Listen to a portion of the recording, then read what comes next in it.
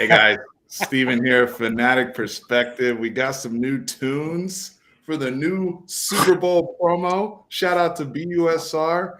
If you guys don't like the tunes, if you do like tunes, let me know. I'm versatile with it. But we got the new promo here. We got the gang in the building to talk about everything under the sun. Seth came in here and was like, "Yeah, what's been going on this offseason?"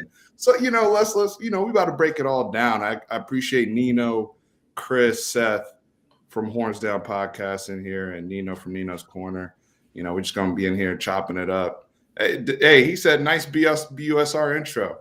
Before I get into everything, real quick, though, in all seriousness, the promo here is you guys saw the bet $1 minimum. Hit up busr.com/fanatic for Super Bowl 56. We are doing special promos right now. Bet $1.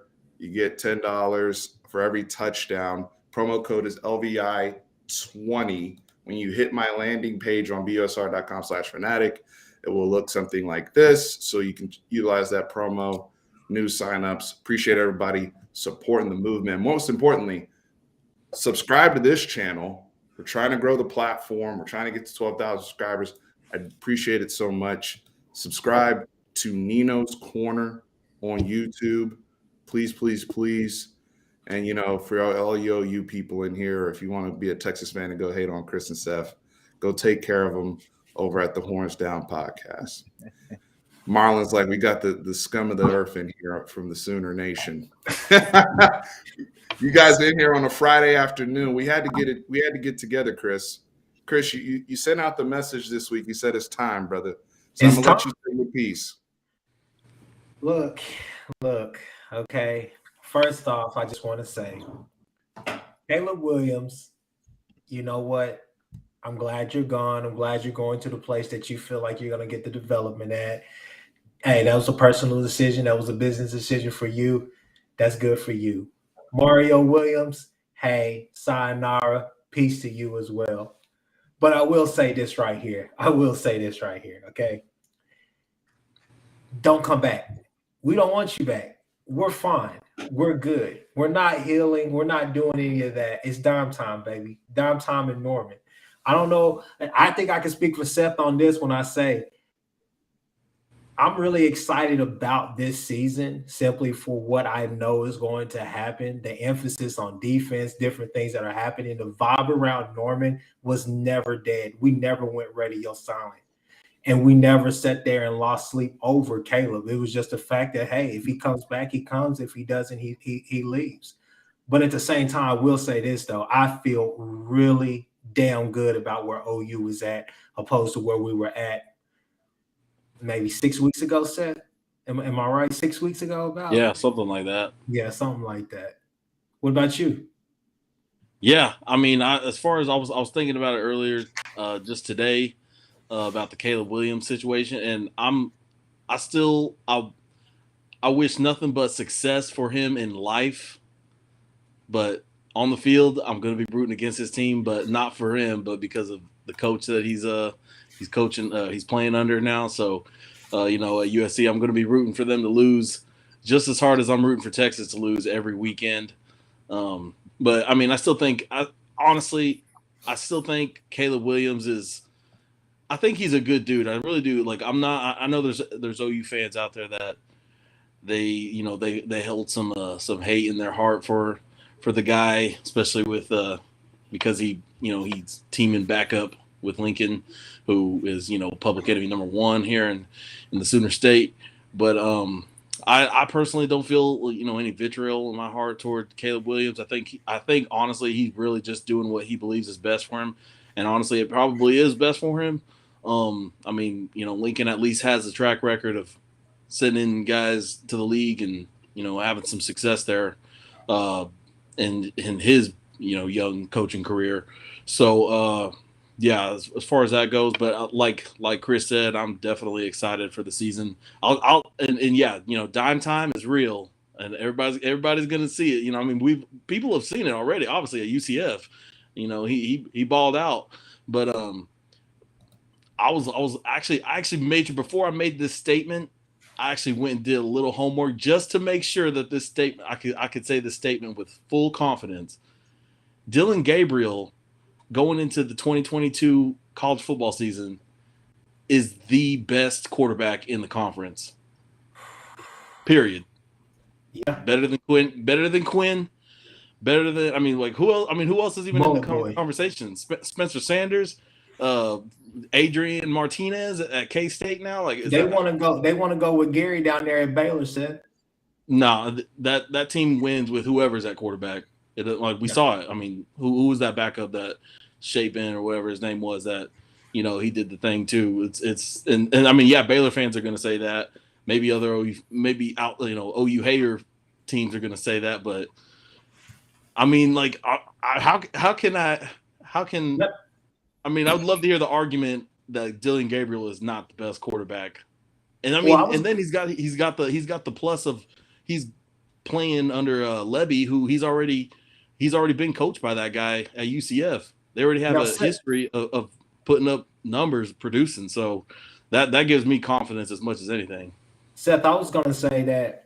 And before we let these, our valued Texas friends, before we let them go, what I was going to say, when you look at it, okay, one thing that I think every Texas fan in here should know, because I know everybody's going to eat us up in the comments and all the rest of that. Right?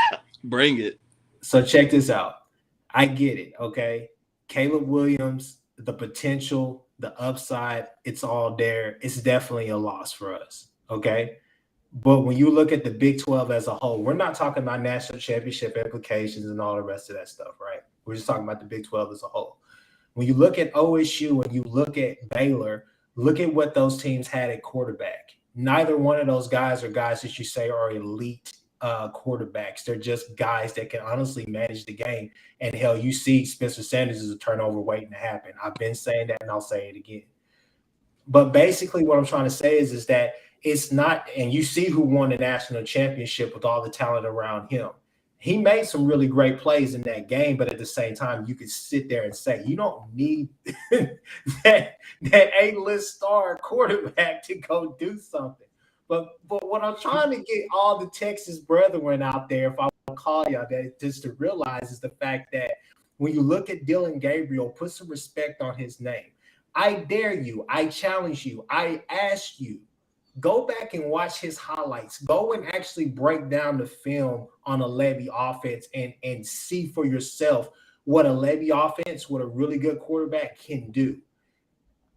Two things with Dylan Gabriel. One, Steven, Nino, Nick, tell me, in your top 5, top 10 secondaries last year in college football this past season, would you put Cincinnati there with Sauce Gardner, Kobe Bryant, and then the nickelback, and then whoever else was out there? I would. Yeah. Those guys are more in the league. He put numbers up against those guys. So it wasn't like he was just playing against subpar talent. And for better or for worse, East Carolina had a pretty good defense. It wasn't like they were some bums out there either. Okay, go back and do your homework, Nick. Go do your homework, Nick. Go do your homework. Then the second thing that I will say about Dylan Gabriel is that Dylan Gabriel has played with UCF talent. He's never played with OU talent. I'll release the mic. I'm gonna let Nino go. I'm gonna let Nino go. Thank you. That was a very very interesting diatribe you guys just went on there, and I'm just wondering where I disrespected or Nino disrespected Dylan Gabriel. I don't know why you guys felt the need to get. You guys got defensive before anybody said anything. I think that's interesting, very telling. So Nino, go ahead. All right, guys. Numbers wise, I will give you this. Numbers wise, Dylan Gabriel probably is numbers wise the best QB in the Big 12 just based off numbers. We got Quinn Ewers here at Texas, who's unproven. He's unproven, right? I'm with you on Spencer up there in Okie State. He's a turnover waiting to happen. We saw that in the Big 12 championship game. We also saw that in the bowl game. He almost lost that game for him as well. I'm not worried about Kansas or Kansas State's, like their quarterbacks. So numbers-wise, I will give you guys that. However, let's take a look back to the 2019 season, but a whole different team. Who would have ever thought that Joe Burrow was going to be the best quarterback in the SEC that year? Not So me. yeah, same here. So there's a lot that has to happen throughout the season. But to say, look, you guys lost Caleb. Losing Caleb was a huge loss. I think I remember our last time we talked. The two of you guys there on the bottom said that the biggest recruiting victory that BV needs to have is to keep Caleb Williams on the Oklahoma Sooner team because We have record of that. Yep. yeah, I think we have record of that, right, Steven? So We do. that was supposed to be his biggest recruiting. In 4K. Yeah, was Caleb. And all I kept hearing, Steven, was Caleb ain't leaving. He's not leaving because his family moved from DC to Norman. Right, Steph? Right, Steph? Caleb ain't leaving because I think Chris texted me this. Caleb's not leaving because Caleb has this meat NIL deal, pause. But I guess there wasn't enough meat in the meat deal to keep Caleb there. I'm just going to say that. So for all this talk that we got over the past couple months, Steven, right, that the biggest recruiting victory for BV is to keep Caleb. And Caleb, he's not leaving because he has these NIL deals and he's so faithful, which I will give Caleb his props. Caleb stayed. He played the bowl game. He did. That's how you transfer, in my opinion. You finish the season out with your guys, and then you make your decision afterwards. I give him much respect for that because he could have got hurt, anything. I give him much respect for that. But like I told you guys before, that man is from DC. He did not come to play at OU because Norman is a beautiful place. That man came to OU to play because Lincoln Riley was there. And we all understand that in college football, these players commit to the coaches. They don't commit to the schools. Let's just keep it 100. They don't commit to the schools. They commit to the coaches. Yeah. And so when Lincoln Riley left, yeah, of course, his high-priced 5-star quarterback that he brought in is going to want to come with him. And it was what it was. But that's pretty much all, like I got, Steven. How about you, man? So I going back to the Caleb Williams thing, I told you guys originally, and Chris is going to get upset when I say this, but I don't really give a damn. I told you guys originally you got broken up with, very difficult going through it, processing it. Your spouse up and left and went to California, went to Los Angeles, the glamorous, went behind your back, lies were told. I get all that. Your spouse is gone. What we saw play out over the last month is you guys lost the custody battle for the child. You lost the custody battle for your kid. And it was a very, very, very, very ugly custody battle for one Caleb Williams. And I'm sorry. I'm sorry that y'all had to go through that. Y'all, you brothers are my friends. I know how much you guys loved watching Caleb Williams play, what Superman meant to your program, what you foresaw for him. And then to go through that ugly custody battle where every turn you think you have hope, every turn Chris is telling me, hey, he's going to enter the portal, bro. It's going to be all right. We got to go through the process, but bro's going to come back. Bro's going to come back. Lincoln lied to Carl Williams. Lincoln lied to his pops. And he won't go back to Lincoln. Then it went from, well, he might transfer, but he won't go to USC.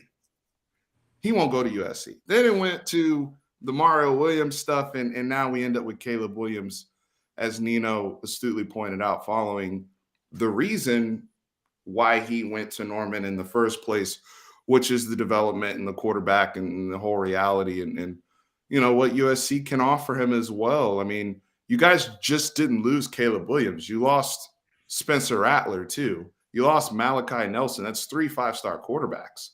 We can't be dismissive of that. I want to move on to – Wait, hold on. Okay, go ahead. I want to rebut something real quick though.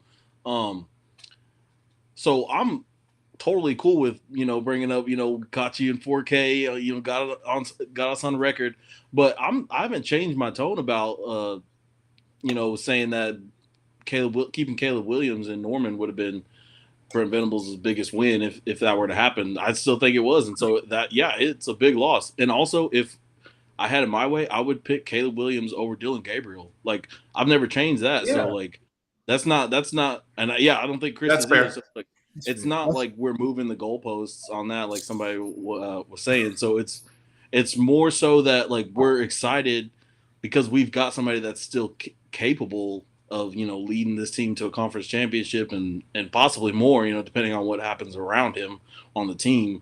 But it hasn't changed. That is totally fair. You're right. And I wasn't when I'm talking, I'm trolling you guys with the custody battle joke. You guys did lose a custody battle, but that was more of a response to I'm looking at the comments, honestly. Got you. Because I know you guys already said, hey, it's a big loss.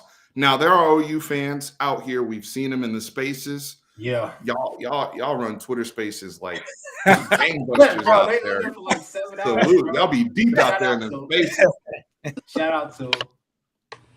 So y'all be in the spaces and on Twitter and everything, and I'm listening, and they're like, people telling me, Caleb Williams kick rocks and Dylan Gabriel's just as good and all this type of stuff. That's where you're being disingenuous. And I'm not talking about you, brothers. At least y'all are honest in saying that, because I did make a video the night we found out. Chris, you were actually doing a live, shout out to Around the Table Sports, our boy Ty. You were on there with Ty as the news broke. I made a video that night with Dylan about Dylan Gabriel. JP was on there too. And I said this was a great move by OU for insurance purposes and to at least have something. They had to do something the very same day Caleb Williams decided to, put the letter out and officially entered the transfer portal. I'm not going to even dispute you on him being the most productive returning quarterback in the Big 12, even though he hasn't played in the Big 12. His numbers are incredible. I have other doubts about Dylan Gabriel. It has nothing to do with the numbers he put up at UCF. Injuries. I can't dispute that. If my team had ended up, let's say we didn't get Quinn Ewers and we were out there and we needed somebody to come in and compete with Hudson Card, Malik Murphy. If my team had ended up with Dylan Gabriel, I wouldn't be upset. So I'm not going to sit up here and be fake either. My message is to the OU fans who are out here that reduce Caleb Williams' ability the moment he's gone. You can be mad at the player for leaving. You can be mad at the player for how he left, but do not reduce the talent of the player. That's facts. Well, don't reduce the talent of the coach. You can be mad at the coach. You can call the coach, that be out there, out west, or whatever y'all keep saying. T-ball, baby. But you can say what you want, but you can't reduce that he was the OU fans that are like, he was overrated. He's not a good coach. Come on. That's crazy. So look, that's the stuff that's sickening.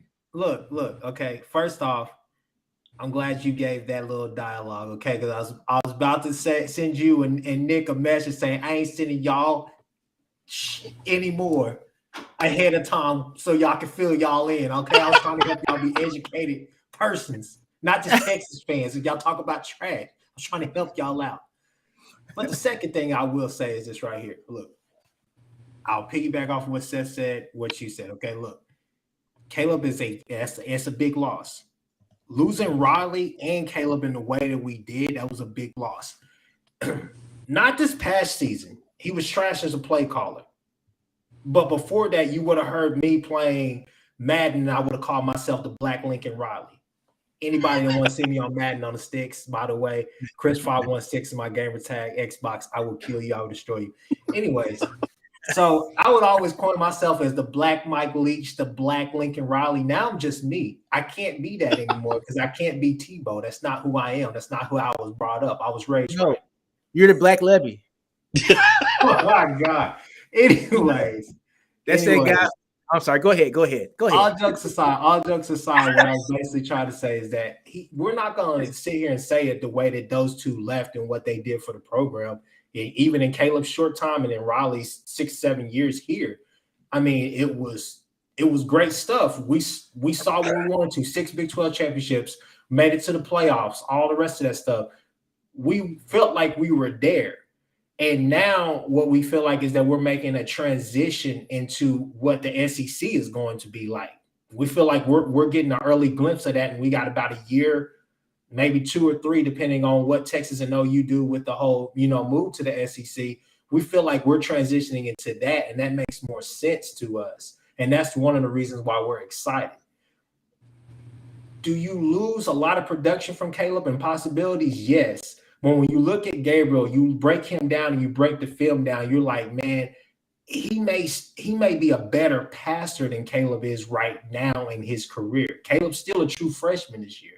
He was still a true freshman. Developed.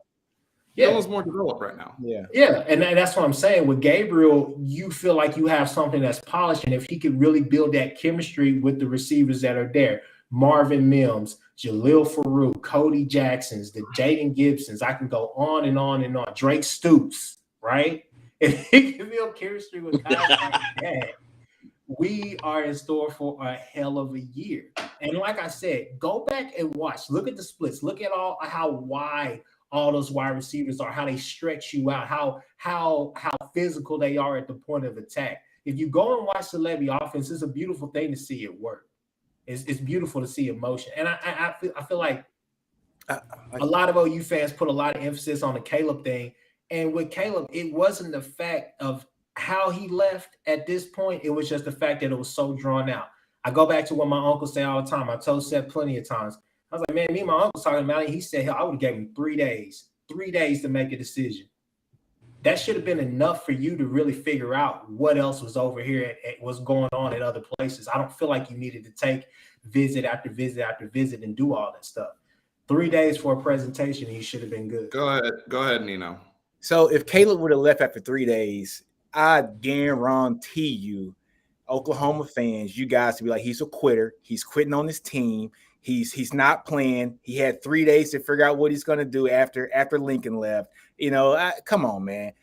The way that he did this was graceful. It is what it is. The dude still showed love for y'all, played in the game, played his ass off, even when Lincoln left, helped you guys win the bowl game. And then after the season was over, he bounced. But I think everybody knew that was going to happen.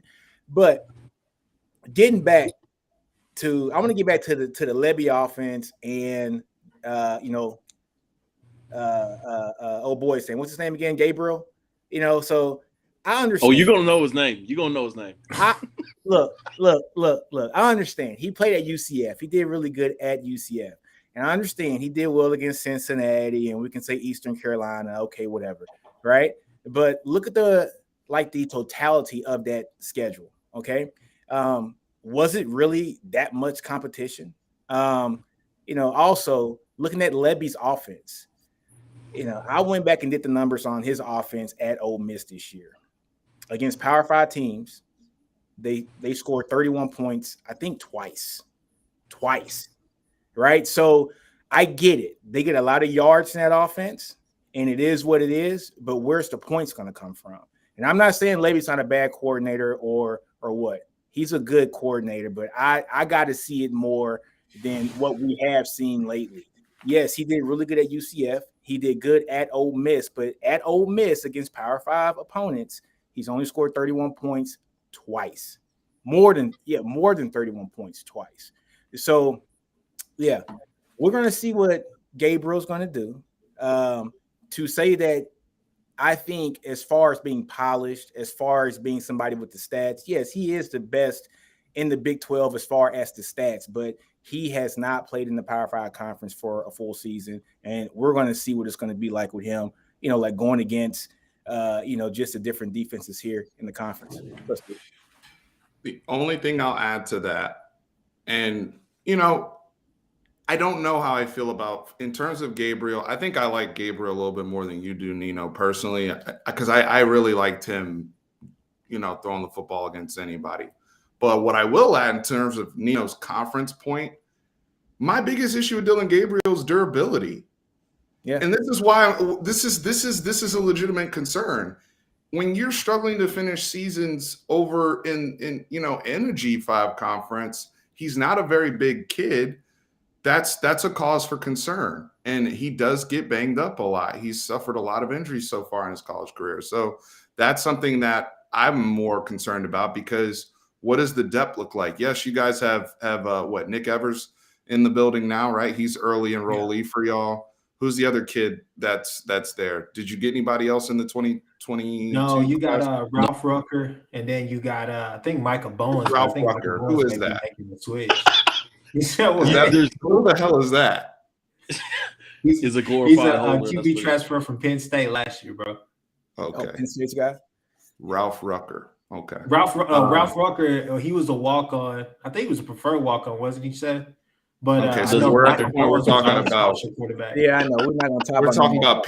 We're talking about PWOs at this point. Okay. Well, we gotta walk on them. No, the depth. So that's the exception and not the rule. The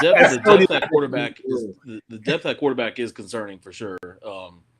Yeah, I would like to see. That's why so many OU fans were really keyed in on the Dart transfer portal recruitment, because if you had Jackson Dart with Dylan Gabriel, let them hash out a competition. But even no matter how that shook out, you got a great 1-2. But yeah, so depth at quarterback is going to be something to watch, especially if they don't pick up a transfer at some point this offseason, which I know they're going for the transfer portal for a lot of positions left this offseason.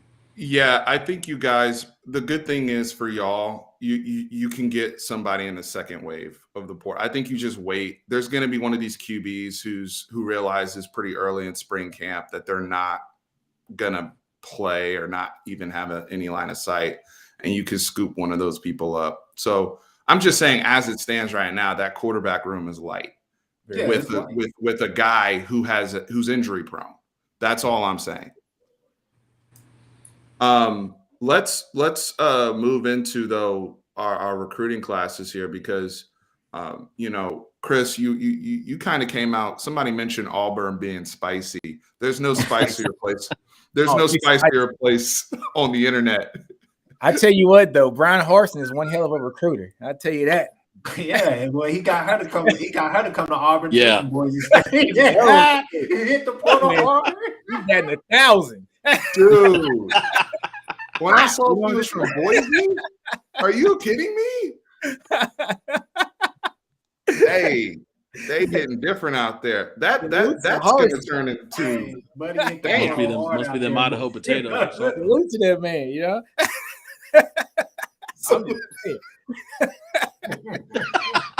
Recruiting win right there. Yeah, y'all know what's up. Anybody that's on Twitter, if you the last 2 nights, well, they did one in the middle of today. Nino was on there with me. They did one in the middle of today, but the last couple of nights, the Auburn Twitter Spaces have been must listens. Gangster. Bro, I was in the gym this morning. I was talking to my uncle, and I was like, "Hey, man," I was like, it's crazy because his offensive coordinator was there for 45 days and resigned, saying that he wanted to spend more time at home with his family. And I said, that's kind of odd, man. I mean, hell, he was coaching in the NFL. What time you have for you? I was just like, okay. Oh, that's crazy, man. That's crazy. Yeah, Zach Calzada was in there last night. That's crazy that Zach Calzada was in there last night listening to them talk about how horrible the team is. Multiple players. That one D lineman came in there and said, like, oh, he treated us like dogs. I was like, God, it's like, man, they ain't playing, bro. They ain't playing. Oh man. That's anyway, oh, so Chris, you said we were feeling ourselves because we ended up with 2 5-star offensive linemen. Nino can speak on this even better than I can. That's unprecedented for the University of Texas, considering where our trench recruiting has been. And Nino's covered this extensively on his YouTube channel. Please go subscribe over there. And if you guys are in here right now, we are at 173. Hit that like button. Let's see if we can get up to 200 and tell a friend. We're just hanging out on a Friday afternoon. But Chris, we're turning things around, man. Kyle Flood went head-to-head against your boy, beat a ball. And won the services of DJ Campbell. Big win for Texas. You can't hate on that, brother. No. Let me be the first to say. I was a bit surprised that Campbell ended up, committing to you guys. I really thought that he was going to commit to OU. But if you hear it through the back channels, he had already signed with you guys. He was a solid commit. Yeah, in December. Since December. So, shout out to him. Hope you go down there. Hope you get developed. Hope you, make the league, which I think he has the potential. Obviously, I've attacked Texas so many times on that front as far as development. But, I mean, what you guys – I can't deny the class that you guys had. You guys had a stellar class. It's great. But I've asked this question so many times in the Twitter spaces, and I really don't think people get what I'm saying. I know you guys will. But with this question I'm about to ask is, did you really, with this recruiting class, did you really address needs to go out there and do what you want to do, which is win next year? Yes. And win in a convincing way. Oh, all right. So, Chris, I got you on that. This recruiting class, as far as all the trenches, this is more set up for 2023 and beyond for us going into the SEC. Getting all those offensive linemen, we all understand. We watch football. We know the game. You're not going to see too many freshman offensive linemen play a lot. And if Texas plays 2 to 3 freshman offensive linemen, we're going to be 5-7 again. It is what it is, right? Yeah. Honestly, we're probably going to, roll out a combination of at least 4 out of the 5 starters from last year. Maybe a Banks, maybe a Campbell starts to actually start off. I think as the season goes, of course, I think Campbell and Banks are going to, push for, just some real playing time. But the class that we got for the offensive line haul is more about us setting up for the future. Because once these guys do start to play in year 2 or year 3, that's when we should be full stride SEC, and that's when it's going to work. As far as getting the players that we needed in this class to contribute right now, to win right now, I think we nailed it, with the exception of wide receiver. For the 2022 class. However, we did get Nayer in the transfer portal, who I think is going to be a day 1 starter. You couple him with Worthy, I think you got 2 good guys at the wide receiver position. So I think, DBs, getting Terrence Brooks, getting Allen. Hey, man, we got guys that can play day 1. I think in the trenches on the defensive side of the ball, where you don't need too much experience to go out there and play, getting a guy like Tapp, getting a guy like Finkley, Chris Ross, Aaron Bryant, those guys are going to ball their asses off, I think, coming in this first year. The one position where I don't think we really addressed here in this class was linebacker. But to talk about, hey, look, quarterback, we got the quarterback. We got Quinn. We got Murphy, so we addressed that. We got Hudson Card coming back this year. Hopefully he has settled down, but it's going to be a good battle there. I don't think we need anybody from the running back position, even though we got Jaden Blue, who was the number 1 running back in the country, prior to him sitting out his senior year. Wide receiver, we didn't get the wide receivers that we wanted, but we did pick up a great guy from the portal. Tight end, a great guy from the portal from Bama. Offensive line, probably the best offensive line class here in the country. Defensive line, really good. Linebacker, lacking, but the DBs were great. So I think we addressed enough where we got some guys that are going to play this year, and I think that we have the opportunity to win some good games here this year. So Seth, just go ahead. I was just gonna say, Seth. He told me he called out Mullet Boy, which that's a question mark in itself. Linebacker, you definitely didn't do anything there. D line, you kind of did a little bit something there, but you didn't get funky with it. You get what I'm saying?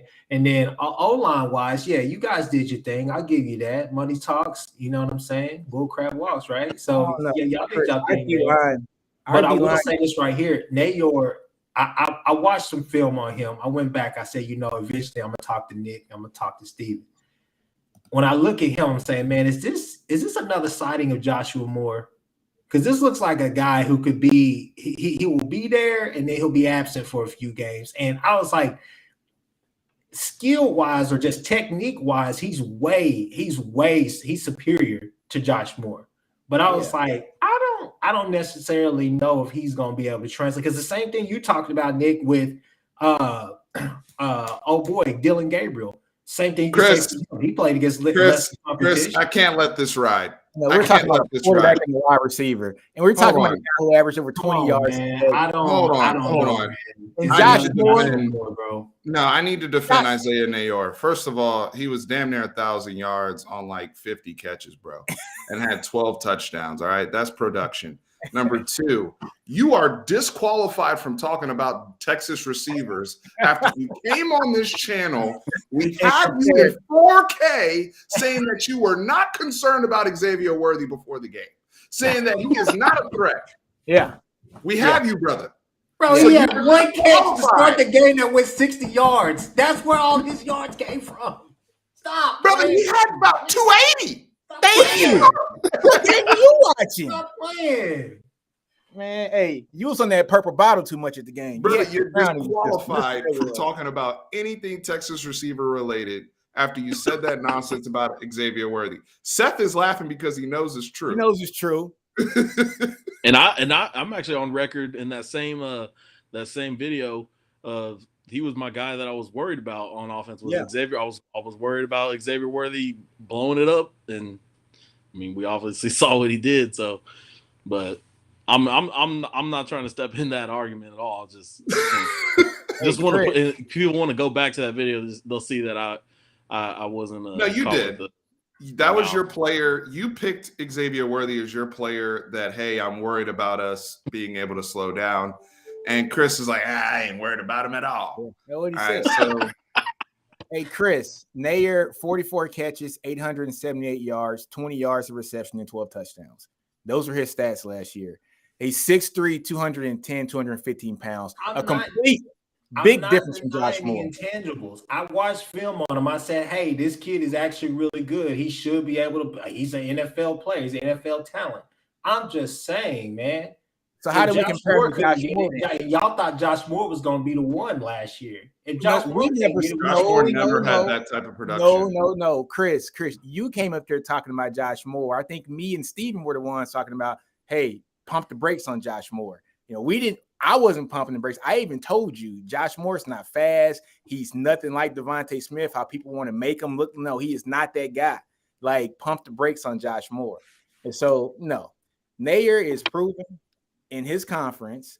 Same thing that we're talking about Dylan Gabriel, right? I get it, but two different positions when you're talking about wide receiver and the quarterback. Quarterback, a guy that has the ball in his hands 100% of the time. Wide receiver, a guy who gets targeted maybe 5 to 6 times a game. So two totally different positions. And at the wide out position, having a guy like Worthy on one side who's going to draw some double coverage, you're going to have, just a great opportunity for Nair to be one of those guys that should get open in Sark's offense. So I'm not worried about that, man. I'm not worried. We've cleaned this up. Okay. I want to move on because I know Chris and maybe Seth does. You guys came out the gate saying you made it a point, and I noticed this because I take notes, even though I don't have the notepad in front of me. I'm taking notes. All right. Y'all came out. Maybe this is a coordinated effort amongst, the Horns Down podcast guys. You guys go take care of them and subscribe. Shout out to our brothers here. Really appreciate everybody. Make sure you hit that like button. We're over 200 people now, so we appreciate it. But you guys made a coordinated effort to come out and say Dylan Gabriel's the best quarterback in the Big 12. Almost like before we even said anything. So that tells me, I'm like, you guys have some thoughts about one Quinn Ewers. And I don't know which one of you wants to go first, but give me your unabashed, honest opinion of what you think of Quinn Ewers.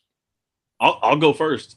And first of all, it actually wasn't coordinated. I mean, I was bouncing off of Chris as far as he was bringing, because we were talking about Caleb Williams, and so naturally you're talking about OU quarterback, and we talk about who's in the starting spot in place of that. So and I mean, I'm just, the way I see it, I was just stating that Dylan Gabriel is a guy that I have a lot of confidence in. I'm excited about. But as far as Quinn Ewers, and so like I said, and I'll say it again, Dylan Gabriel going into the 2022 season is the best quarterback league right now in the Big 12, and I won't say it's not close, but I do think it's there's a clear line, but there's a clear line between him and whoever's number 2. It's not a a sizable gap, but it's not like 1A, 1B. Like it's Dylan Gabriel is time at number 1. So, and I don't know who number 2 is. I don't know who I would say. I don't even know if I would say Quinn is number 2. So speaking of Quinn, but my only thing with Quinn, honestly, is just because of the experience, which there is none. And I mean, yeah, he's like one of the most highest rated recruits in history, period, let alone the quarterback. I mean, that does, hold some merit, but I mean, it's like I haven't seen it, and all I know from his time since he's been in college is that he wasn't making the moves up the depth chart at Ohio State, and I know Ohio State's got dudes, and obviously it's hard. It's not always the easiest for a true freshman to come in and just take over right away, just even if it's against other true freshmen or just other inexperienced players. But I mean, for him to be in the situation that he was in at the end of his time at Ohio State, and then to transfer, to me, I just feel like I haven't seen anything, not even just enough, but I haven't seen anything. Compare that to Dylan Gabriel, who I've seen 2+ seasons worth of production, worth of, just what I see. If I want to be nitpicky, I would say the one thing I really don't like, but this is probably more of a going into the future, like a league thing. His throwing motion, it's very windy. It reminds me of Tebow's a lot, like Tim Tebow, not the Tebow that's on everybody's mind here. But yeah, it's a very windy motion. But otherwise, I mean, he's a great deep threat, a deep passer. Dylan Gabriel, I'm talking about. And I know Quinn Ewers, like one of his, high, kind of highly praised skills is his arm, how strong it is, just like the kind of precision he's got with it. But I still haven't seen it against collegiate competition. So that's really just my only thing. So like, I mean, if anything, just by that logic, I would. Nah, I can't put Spencer Sanders ahead of Quinn. I was almost gonna go there, but that dude, like Chris said, he is just a turnover machine.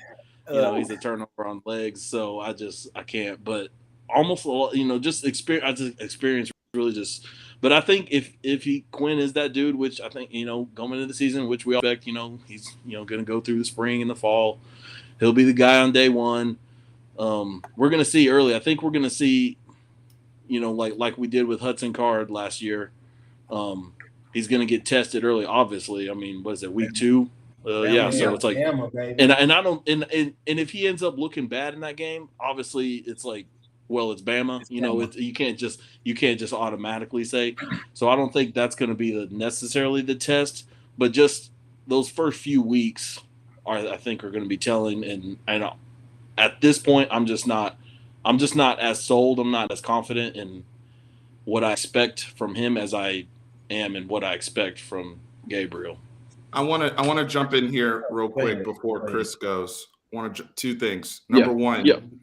Please go subscribe to Nino's Corner. He's, again, doing great work over there. I want to make sure you guys are getting taken care of because y'all are coming in and vibing with us on a Friday afternoon. So please go subscribe to Nino's Corner. Please go, subscribe all platforms. Follow the Horns Down podcast.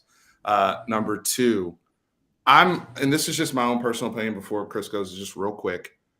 I don't have an issue with anyone saying that because I haven't seen Quinn Ewers play, because Quinn Ewers has not even won the job at Texas yet, that he's not in the discussion in terms of who are the best quarterbacks coming into the season. I don't have a problem with that because he still has to win the job. And that's why I put Tully's comment up there about him versus Card. I think that's going to be a little bit tighter battle than some people suspect. And I think that will be a red flag if Quinn Ewers doesn't defeat Hudson Card to win the job, the same way Casey Thompson did not defeat Hudson Card before, and we were almost talking about it outright. Chris, you can make that face all you want to, but Steven, go ahead. I got one thing. All right, they talk about Quinn, but they know damn well if Quinn were to commit to OU when he left Oklahoma, they'd be oh my God, we got Quinn Ewers. Oh my God, you guys be up in orange right now. If Quinn Ewers committed to OU once he left, bro, it'd be like WWE. They'd be out here like, I don't know. Chris would be like, Caleb, bro, they would be out here, bro. Chris would be like, Caleb, who? We don't need Caleb. We got Quinn coming in. You know, so it is what it is. We know how it is. We know how it is. Okay, so I it's true. I wrote down a couple of things, and I may have to, go trademark, copyright, and everything and stuff. Couple of names I got for little Quinn. Okay, curbside pickup from Dairy Queen. I don't even know if that exists. He's trash. Another South Lake quarterback. I think we all know what happens with them. I mean, he put up a lot of numbers in high school, mediocre in college, kind of, mediocre high, mediocre rise in college, maybe go play in the league, hold a clipboard. Hey, that's great. Look, not all gas, all no brakes is all hype, no tape. Okay, can we get that one? Can we get behind that one too? So, and then cute. I just got the last one is trash. That was nice. So I may have to, coin though, make a little money off of that. Okay. What you say? What was the last one? The last one was all hype, no tape, and the last one was just plain old trash. I don't know what he is, bro. I don't know. I don't know. 2 snaps at OSU and Ohio State. I don't know. What are you doing? I will say this right here. I've been in a lot of spaces where people have talked about him and they said, hey, he's accurate and he has a big arm.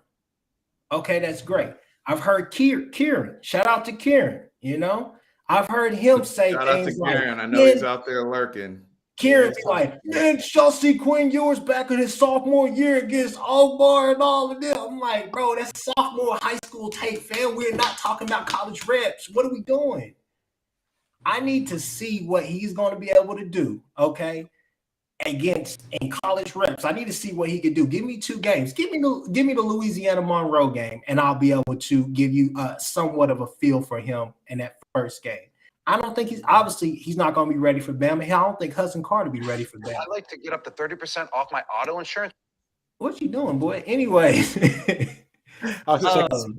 Hudson Card should have took notes from Casey Thompson, and he should have got the hell out of Dodge while he could, because there's no reason for him to stay there when he know hype alone will keep him away from starting at Texas.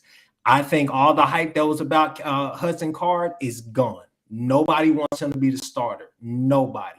And we can argue about this as much as you guys want, but as much as the boosters, especially with this NIL era, are involved with Texas, Hudson Card is not going to have a chance in hell. There's no way in hell that he's going to be able to start as quarterback next year. There's no way. So right. I got to butt in here for a minute. Please. People always want to say like Texas has this booster problem. This shit goes on at every high-profile school.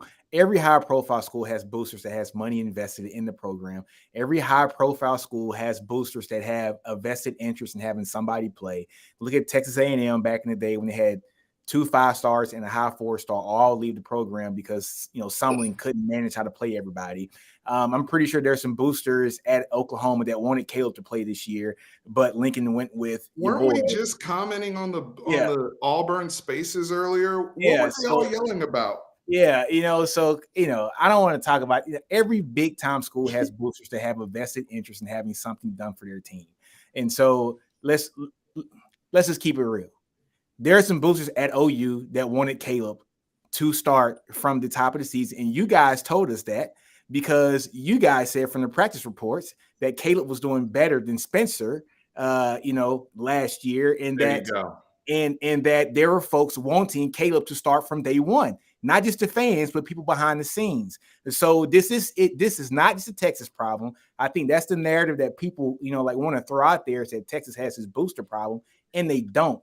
Every school that has that out there. Mac Brown is living proof that he didn't want to deal with none of them boys. He's the only one who can tame him. That's because he didn't. He should have kept family business inside the family. He let it out to the press. But this happens at all big time schools. I think we all know this.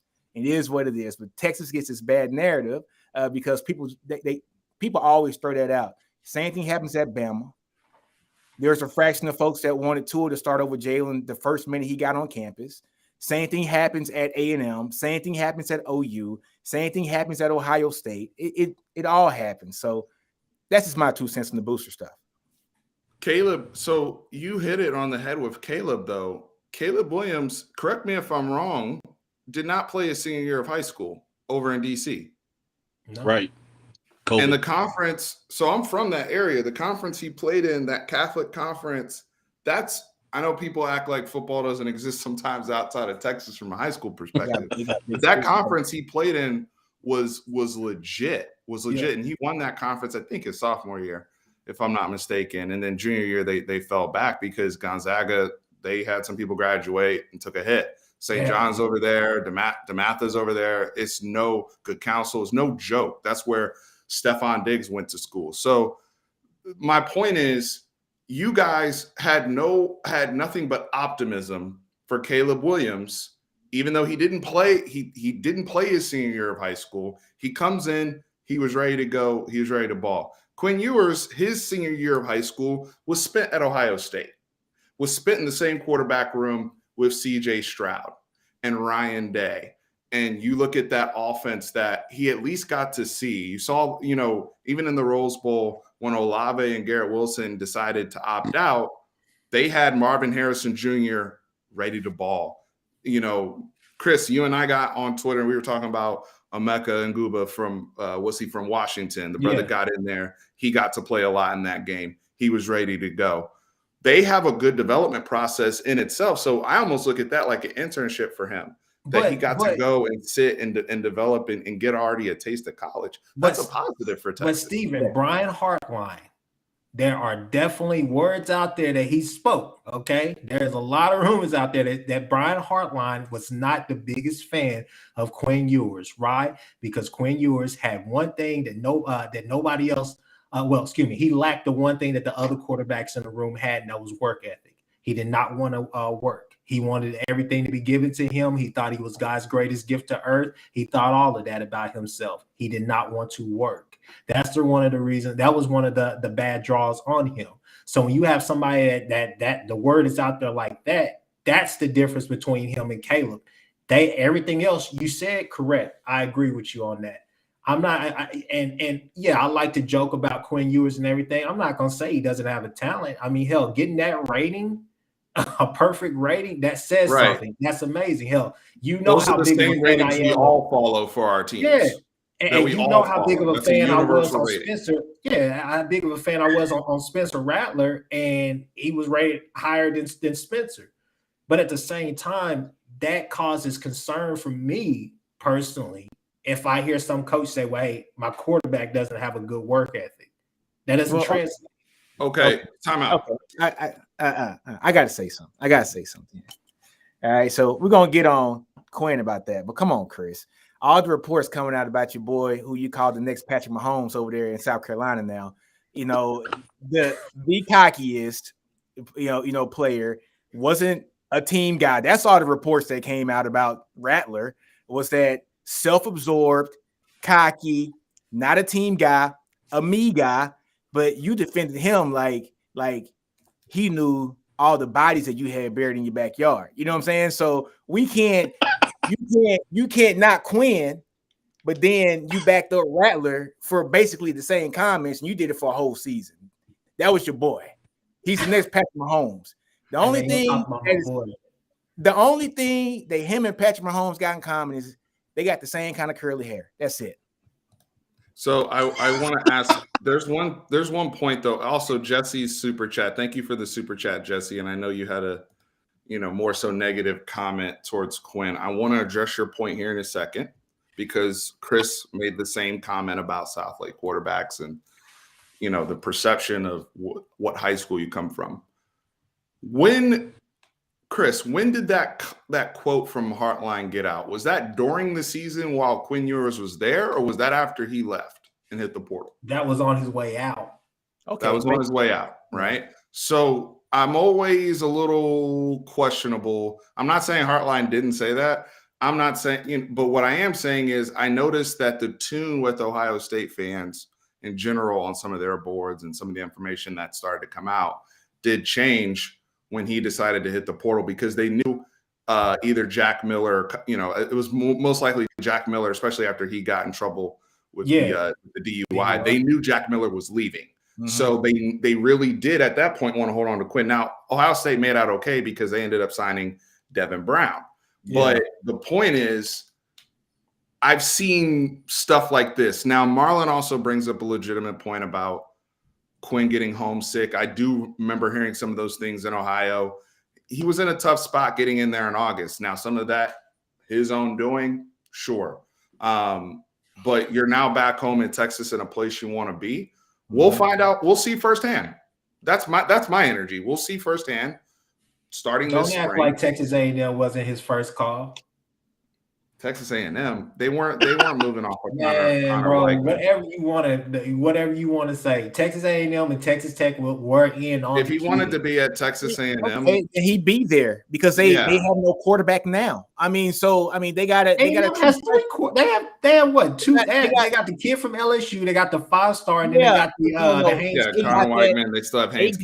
They got that. All those transfers after Quinn had committed. I'm talking about when Quinn was going to commit. All they had was the guy committed here for the 2022 cycle. So, yeah, it is what it is. Like, first call, last call, whatever. Texas got him. And I guarantee you, if Quinn said I was going to Texas Tech would be like, thank you, Jesus. And I guarantee you, if Quinn said he was going to A&M would be having the damn party right now, burning couches right now. So it is what it is. Come on, man. We know what it is. If they want to talk. Hey, I just go ahead. I want to respond a little bit to the post we got up on the screen right now, Jesse's. Please. That Katy running back thing. I don't know about all the Katy running backs, but I know Rodney Anderson. I'm on record on saying that dude's the best running back OU's had since Adrian Peterson. If it just wasn't for the injuries that derailed like 3 of his 4 years of college, that 2017 season, he had an argument for best running back in college football.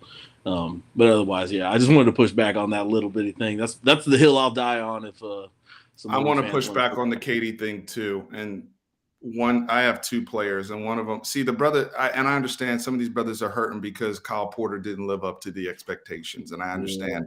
He got here and he couldn't find a hole if it was right in front of him. Stop it, Steven. I'm sorry. It needed to be, it needed to be said. It needed to be said. My thing is about the Katy thing. I think, was it Darius Anderson over at TCU? I remember he was cold. Wasn't he a good running back? Wasn't he a Katy guy too? Yeah, Darius Anderson. He was. Yeah, Darius Anderson was good. So I push back on that. And the kid they have right now, who we met a year ago, Seth Davis. He's got offers from all over the place. So y'all chill out with the Katy slander. I heard what people are saying about that, but here's the thing. Like, if you want to go the rich kid route, because the person I've always comped Quinn Ewers to is Matthew Stafford, who's playing in the Super Bowl. By the way, shout out to BUSR. We're doing a Super Bowl promo 56. Promo code is LVI. Bet $1, get $10 for every touchdown. But the person I've always comped him to is Matthew Stafford. Matthew Stafford came out of Darius Anderson was Richmond. I apologize. I thought he was from Katy. But my point is, he came from Highland Park. And I remember this because Matthew Stafford was the same exact class. I was 2006. He was 2006. And couldn't you say the exact same thing about him? Now, I know Highland Park at the time was not as prestigious as a program as what South Lake Carroll has been, especially that time when they had Chase Daniel, who was also a very good college quarterback at Missouri and has made a lot of money in the NFL cashing in backup checks. So, but the Matthew Stafford thing, I remember somebody saying, based on arm talent, he'd be the first quarterback they saw that could get drafted out of high school in the manner in which he was throwing the football at the time. And we've seen that play out in his career, good, bad, and indifferent. But we've seen that play out as no one can deny the way Matthew Stafford throws the football. That's the way people feel about Quinn Ewers. And that's everything else is within question until we see it, no doubt about it. But you cannot deny all these people that work very, very hard to put these ratings together. And if you look at the people they've always put at the top, did they miss on Trevor Lawrence when they gave him a 0.999999? And that same year, did they miss on Justin Fields when they gave him a 0.999998? Did they miss on Vince Young? They didn't miss on Clowney, right? So all these guys that have had that level of a rating, they all panned out. So but none of them played for Texas. Vince Young played for Texas. You talking about Vince Young? He played for Texas. The highest rated. Yeah, he's the highest rated prospect to come out. Speaking of that, where is Vince Young 2.0? I ain't heard Nick talk about his boy forever. Where's Malik Murphy in all of this? Does he not have a say? Oh yeah, he's going to be developed behind the scenes. Hey, best man wins the job, man. Hey, if Murphy comes out and it's the best quarterback, then that's great. I tell you what I like about Murphy. This is just me. He's a guy that everybody wanted to transfer, and go to either like a Mater Day, whatever. No, he stayed the course, stayed at his school, told him that he wanted to stay in, his school to actually win a state championship, and he did that. So this is a guy that has all the arm talent as well. I love his game. But I think a guy like him maybe need a little bit more seasoning, just a little more seasoning, but he's going to be somebody good, man. And if you ever go back and look at the Sark offenses and the Sark quarterbacks, the ones that tend to be the best that come from his offenses are the ones that sit for a little bit. Look at Matt Jones, what he did at Alabama. Look at the guys at USC, what they did. Those guys that sat for a couple of years are the ones who came out and did great things for the schools. He's going to transfer in the next year or two. We already know he's a transfer guy. He's going to be a transfer guy. It's not a program guy. He's a transfer guy. So you're saying he's going to transfer because Texas is going to get arched next year? Is that why you're saying he's going to transfer? No, I'm saying he's going to transfer because the kid wants to play. He's not going to sit there and watch the mediocrity that multiple is going to spread across the field. Okay, so Chris, this is what people love to forget. Is that when Quinn Ewers came in, he reclassified himself to the 2021 class. So realistically, if he comes and does what he is supposed to do or what we think he can do, and he's here for 2 years, that makes Malik a red shirt sophomore, and he has 3 years to play at Texas. He has 2 years to learn a system and then go ball out. So it's not like he's a guy that's just going to wait 3 or 4 years to play. If Quinn does what he's supposed to do, he's here for 2 years. This season and the season in 2023, he's gone. Malik is the guy to step up and do the next thing, unless we get somebody who's a better fit for the 23. That's what I'm saying. You're forgetting Hudson Card. You're forgetting other quarterbacks that you guys are going to go after. Nobody said, look, I said it in jest last year, 5 and 7, all the rest of that. Yeah, I prayed for that. I did. There's power in prayer. Remember that. But anyway, I wanted Texas to go 5 and 7. Did I think Texas was gonna go 5 and 7? No, nobody did. I didn't either. But what I'm trying to say is that Sark, okay, and this pains me to say, but Sark is a good quarterback developer. I'll say that, okay? Yeah. So he should be able to go after other top talent. There are going to be other guys, and you know how you guys are with eye candy. You throw it out there, and you guys turn into Brian Harsin. You just can't control yourself. All right? So that was what cute. I'm saying is, he wrote his jokes down today. Yeah, he did. Well scripted. So what I'm trying to say is that I just don't see Malik Murphy seeing it out. I'm not saying he's not going to pan out, but I just don't see him sticking around Texas. So basically, nobody's going to tell him, son, you can come here and play. That's why quarterbacks come in and compete. So, I mean, that's the case with a lot of deep quarterback rooms. That's the part of the game these days. Go ahead, Nino. I think the only quarterback that scares Malik away from him that comes in next year is Arch Manning. I think that's it. If any other quarterback comes in, I think that kid is so competitive. I can see Murphy saying, I got him. Look, I got 2 years, and then I'm the man. It is what it is. The only one I can see, because of, we all know the politics with that Manning name that comes behind it, because that's the guy. When you talk about people wanting people to start, the minute Arch Manning gets on any campus he goes to, whether it's Texas, Georgia, OU, Alabama, people are going to want to see Arch Manning start day one, right? So yeah, that's the only name I can see to where if that kid comes to Texas, then Murphy's gone.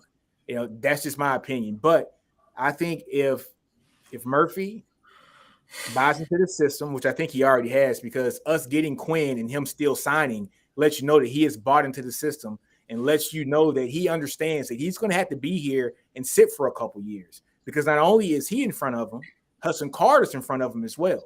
And if anybody's going to transfer, and this is just Nino's opinion, Hudson Card is probably the prime time guy to probably transfer out of the program, because playing time is going to be very scarce for him. And if Quinn comes in here and does his thing and takes that job, and Hudson's going to be on the bench for at least 2 years, right? And so he's going to be the guy that's probably going to transfer. I see Murphy sticking it out unless Arch Manning comes in 2023. So, Chris, the one thing I will add to what Nino's 100% right with everything he just said. What I will add to that, though, is going back to the eye candy comment, because before this year's class, you would be right about that. But this year's class was built trenches out. And this is a good plug for me to put a video out. We have a video dropping tonight, with Tran and I did about, with our own National Signing Day thoughts. So that'll be dropping tonight. But the manner in which Steve Sarkisian, Kyle Flood, Bo Davis, all these guys have come into the program and audited things and understanding in order for us to get to where we need to go. Because I'll be honest with you, I feel like Brent Venables and y'all, the way y'all finish y'all's class, y'all kind of did the same thing. Because I want to touch on some of the OU stuff. You guys tried to get a little bit heavier in the trenches, and so also some of the transfers you guys have brought in. We're both seeing the same thing in terms of where we're heading. Let's not be, dense about this, right? So I would be with you about the eye candy thing if all we were talking about was Quinn Ewers, if all we were talking about was Jaden Blue, right, or Brennan Thompson, the candy, if you will. But we opened up this thing after we touched on Caleb Williams. The first person we talked about was Devon Campbell.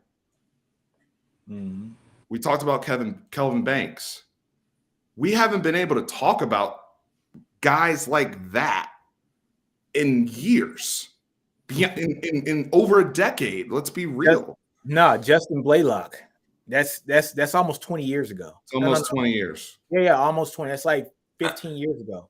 I think we're Mystical Cult. You run a great Spaces, man. Y'all check him out. He does Spaces at least once a week with a lot of Texas fans. That dude is funny. But no, I was gonna say, I think where OU fans are at. Hopefully, I can speak for majority of OU fans. I don't think it's necessarily that we don't think that you guys can recruit. That's never been a problem. But when you look at the O-line, yeah, we see the potential of what you guys could be and what you guys can have. But at the same time, we're saying, is this just going to be another Texas kid that goes and plays O-line and doesn't pan out? No, I got to stop you there, Chris. And I mean, break it up. But, I did a video about Texas offensive linemen, right? Yeah. And Texas finished dead last in the Big 12 when it comes to, actually getting offensive linemen to come to the school. They had 18 commits for a 5-year period, which is dead last with Kansas. Okay. I think you guys finished second with 24 or so. Baylor finished first with 26.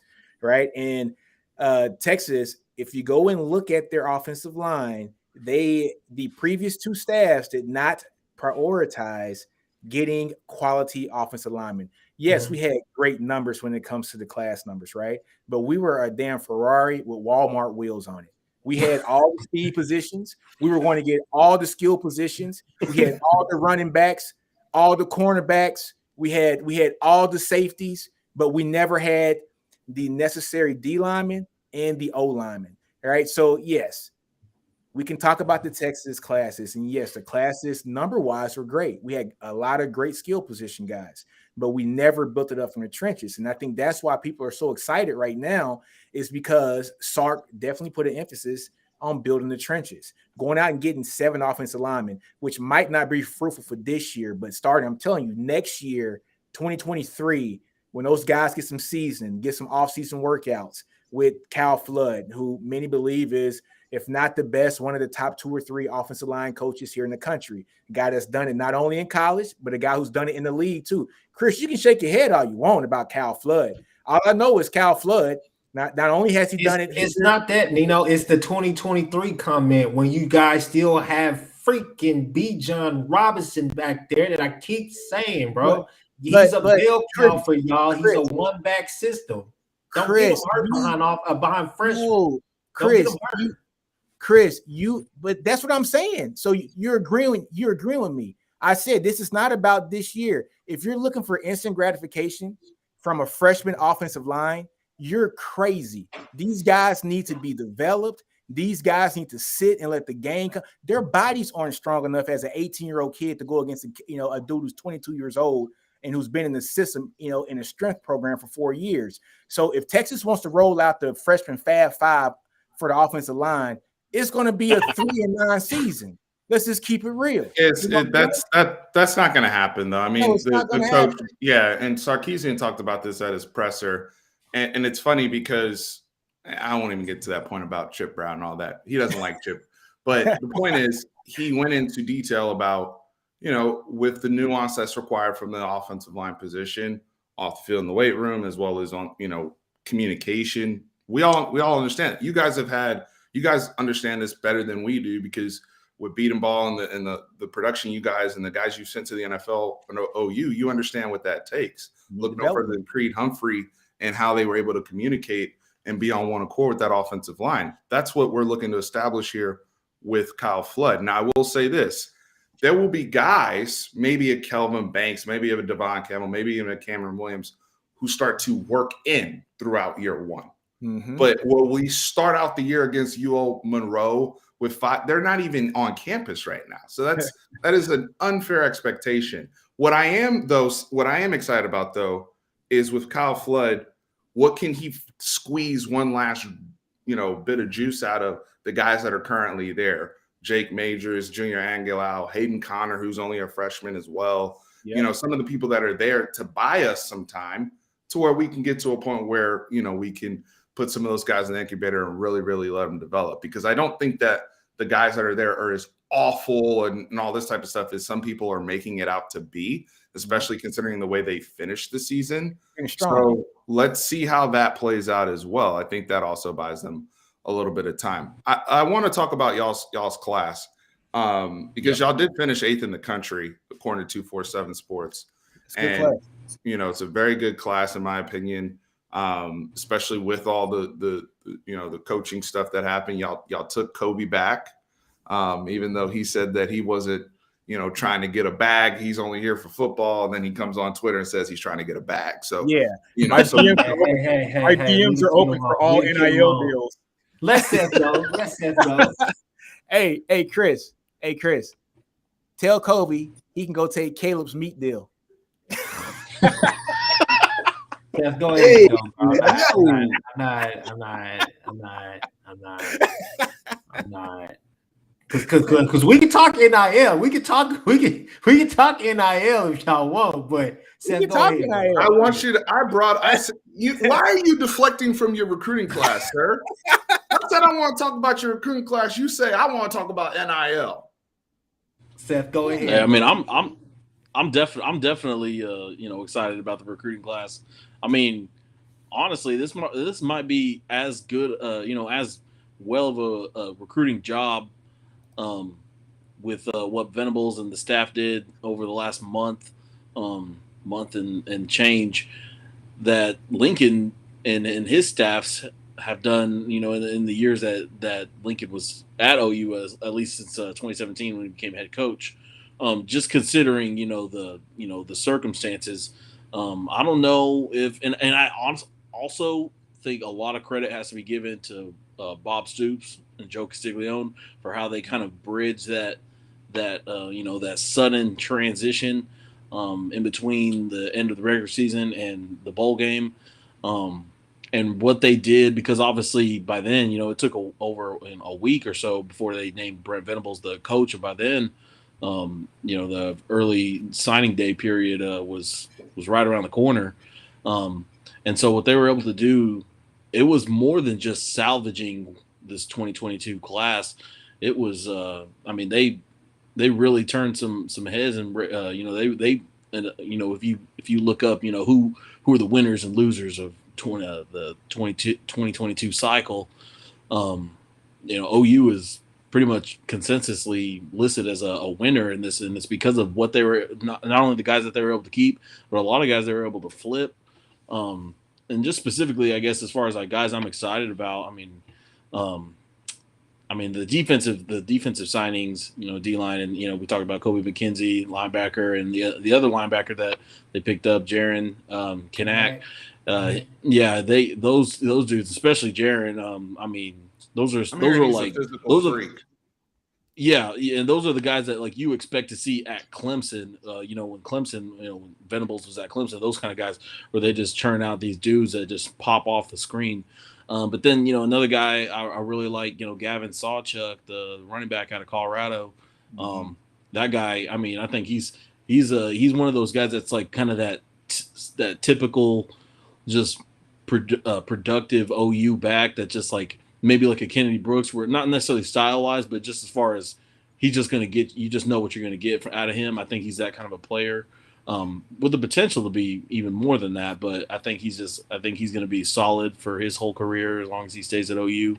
I mean, yeah. And then, yeah, you know, talk about Nick Evers. We talked about him, the quarterback.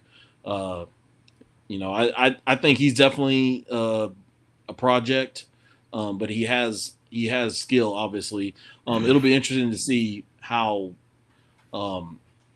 Lebby, you know, and kind of incorporate, you know, uses his strengths, because he's definitely a much different quarterback than like a Dylan Gabriel. Like, not that Dylan Gabriel can't move or anything, but yeah, it's just a different skill set for sure. But I'm like you said, OU fans are and should be pleased about what they did this week, as far as solidifying this 22 class, and obviously there's going to be more transfers, or at least I think that's the plan for the coaches, is that they want to hit the transfer portal between now and I guess maybe the summer or so, because there's definitely going to be some movement going on there. There's some positions that need to be filled. Like I said earlier, I think they probably need to pick up at least another quarterback. I'd like to see some more O linemen.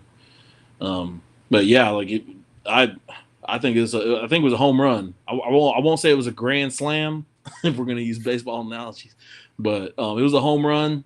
A home run under the circumstances.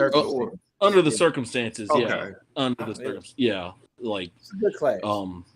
It was, yeah. I've got no qualms with it, and honestly, it just makes me more excited to see what this staff can do with a full recruiting cycle under their belt. You know, so this 23 class, even though I know they lost a bunch of commits after the Lincoln fallout, a lot of 5 stars and stuff, but obviously we're a year away from the end of this cycle. So all right, I'm excited. Seth, humble time. All right. Yeah. I didn't get to go. Why can I go? Why can I piggyback off of Seth and tell you about how good this class was? I apologize, Chris. Go ahead. Thank you. No, I mean, it just, hey, offensively, you look at that side of the ball and you go there and you say, hey, man, we got really athletic at the tight end position again. Obviously, we went out there in the transfer portal. We got the tight end from Missouri. We got Braden Willis coming back. Those are two key positions right there. But you look at the freshmen, you look at like the height, the size, the talent. Lelevin may be kind of more of a development and more the development role this upcoming season. When you look at Caden Helms can probably contribute, I think, day one. He's a guy that can play that TEY position like a Calcaterra, Mark Andrews type guy, or hell, even Ali Morris. You look at Jaden Gibson and you're thinking like, man, 6'5", athletic, supposedly supposed to be a speedster. I guess the verdict could be out on that. But you're looking at him and you're saying, man, you know, hey, 6'5" wide receiver, 6'6", another 6'6" tight end, another 6'5" tight end that you're getting. You're getting those type of guys right there. And I just like what they've done. And then another name, I know Seth says Sawchuk, but Javonte Barnes. A lot of people are really big on Javonte Barnes. So, I mean, those are some names to really look out to contribute as freshmen, some impact freshmen early on next year offensively. On the other side of the ball, you really gotta like what they did going out there and really putting emphasis on the D line and the trenches. Where was OU attacked at this year? It was the trenches. It was the inside run game was killing us. People would come in and they basically would say, okay, we're gonna run for 4 yards here, we're gonna run for another 3 yards here, and we're gonna basically make this 4 down territory every time out, because we're gonna say, hey, we can hit you in the middle, and then we can hit you over the middle as well with a pass. So you're looking at what Venables and Group were able to go and do, and not only in the transfer portal, but just in the high school ranks as well. They cleaned up really nicely with what they were trying to do, because at the end of the day, I know that we lost. Okay, Winfrey, Benito, Isaiah Thomas. Those are names that people are. Those are names that are overshadowed by a Caleb Williams, right, and the whole Lincoln Riley mess, because those guys graduate. Those guys are going to go on to the pros and do better things. But my whole thing is that at the end of the day, this team still went 11-2. Okay, and there are some key pieces that are left. Okay, say what you want. Can you repeat that on your next OU spaces when people act like Lincoln Riley went 6-6 last year? Yeah, I will. I do. Because I do. the fact that they act like he didn't win 11 games last year. But basically, my point with all that is that this team went 11-2 last year, and there's still a lot of working variables, a lot of working parts that are coming back this year, and there's a lot of different things. I mean, still look at Clayton Smith, guys like that. Okay, the Isaiah Coes, the Josh Ellis's, there's still guys, Jalen Redmonds, Reggie Grimes. We still got dudes out there. So that's the reason why I'm saying I'm not going to sit here and project another 11-2 season, 13-1, whatever you want to say. I'm not going to do all of that. But basically what I'm saying is that this class was really, really good for continuity and for chemistry-wise as far as what they were trying to do, because you went and did, I guess in a legal sense, you really went and got gap fillers. You got guys who can actually come in and make impact and do what you need to do, and they translate to the scheme what you're trying to do. Because things are going to be, I think, a lot more simplified this year for what you're trying to do in this Venables defense. So I would definitely say on the defense of the ball, I would say in the sense that was a home run, because I really like what they were doing. All right, I want to ask the same question I was going to ask before, because you guys asked us the same question when we went through ours. Hey, where are the misses? What didn't you get? What, same thing back at you guys, right? Because I commented this as well. I like the interior recruiting you guys had and the big guys, and you guys, again, targeting that SEC move. Brett Venables coming in, knowing what he wants. Y'all got a home run defensive line coach also from Clemson. Where are the holes? What happened in terms of some of the other misses in this class, in your opinion? I would say right now, I think probably the things that we need to solidify, obviously, we probably need to go pick up another, or we probably need to address in the transfer portal, but quarterback, maybe running back, but definitely I would say receiver. I'd like to have one more receiver at least, if not from some type of portal or somewhere we could pick up somebody late. But I'd like to have another receiver, obviously fill the quarterback room, and then possibly DB. I think secondary-wise, we're good. I think we're fine, especially with the transfer portal guys that we got, and then also the guys that we already have coming back. I really like what we have out there. But I would say I think D tackle. I think on that right there in the middle, in the interior, I think we still may need another D tackle. What do you think, Seth? Yeah, no, I agree. I was actually going to go to the D line and D tackle. If you didn't, that was going to be mine. And I've already talked about quarterback, how I do. Interesting. Wide receiver is also another, like you said. Probably want to pick up one more experienced guy if you can. One other thing, I think honestly anywhere OU could benefit from picking up guys, because there was a lot of attrition in this offseason. Ralph Ruck. Yeah, Rucker, boy, like Rucker. Come on, man. They got a big arm, boy. Nino, I know you wanted to say, jump in real quick. Yeah, so I think they had just a really good class as well. But Chris, how can you say that you guys' defensive line class this year was really good, but then you talked about ours and said it wasn't that good? And our defensive line class, I think, really trumps you guys' defensive line class. And I don't think it's close.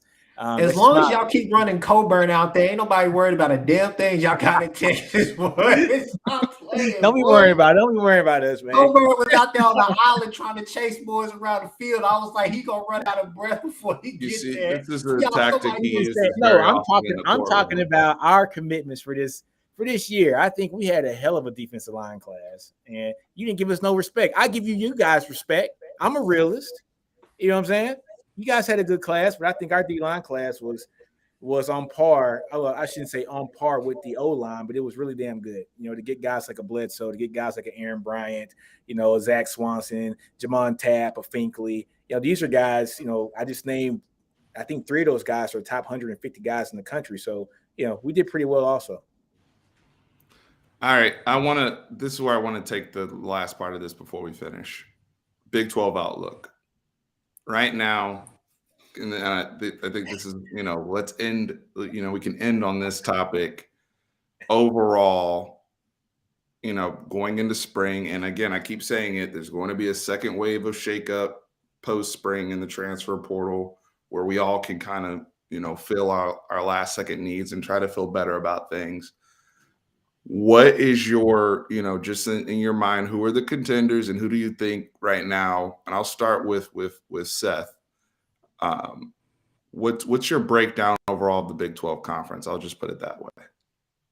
I think right now and probably even post spring, on paper, my Big 12 favorite. I think the who should be in front is Baylor. Yeah. I think obviously they got proven dudes at quarterback. Obviously, Dave Aranda's proven that what he wants to do in the Big 12 works and is effective defensively for sure. Offensive line is almost fully intact. Defensive line is almost fully intact. They're missing a lot of key playmakers on defense and some skill position guys on offense. But I think if you've got solid to great line play on both sides, and your quarterbacks are experienced not just in playing, but obviously they won it all as far as Big 12 championship goes last season. I think you're already ahead of the game. So I think right now I would have to put them at number one as far as number one contender for the 22 league title. But after that, OU I think is number two. I think, and yeah, I know that most people in here are Texas faithful, so they're going to disagree with that, but that's okay. I have my reasons. It's definitely not totally blind homerism here, and like that, the reasons why I stated with Dylan Gabriel and Levy having that connection and coming together.